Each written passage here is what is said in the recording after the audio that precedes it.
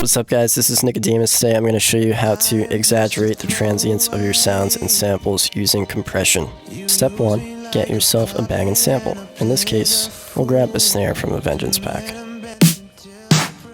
Now I like this sample, but the transient is a little weak in my opinion. We could do additional EQing to this snare, but in this case we'll just use compression. Step 2, load up your compressor of choice, preferably something that has attack and release control. Step 3 is to adjust the settings. Where many people get confused is the idea of attack, decay, sustain, release in a synth with attack and release in a compressor. These two sets of controls function very differently in each scenario. In sound design and sound synthesis, a short attack means a more exaggerated transient, and a longer attack will give you less of a transient. But in terms of compression, the attack is referring to how quickly the compression is applied. If you use a short attack in this case, it's going to crush more of the transient because that means the compression is being applied very quickly or almost right away. Thus, it's going to crush the first part of your sample, which is the transient, the part that gives you that impact, gives you that crack to the sounds. So what we want to do is allow the transient to come through and then compress what comes after it. Then we can turn up the output or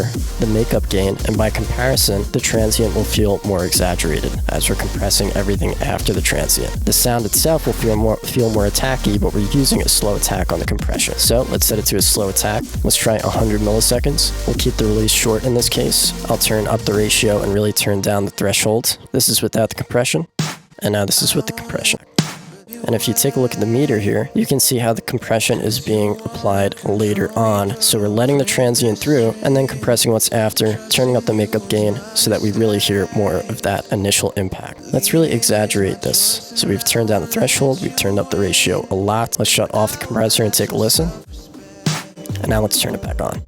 You can really hear that transient is coming through. I don't ever recommend doing this in a track except in parallel compression, which I may talk about in another video. Compression is a very important part of mixing and production and can be very tricky to understand. This was certainly an eye-opener once I learned this trick, and I hope it helps you guys with your mixing and productions.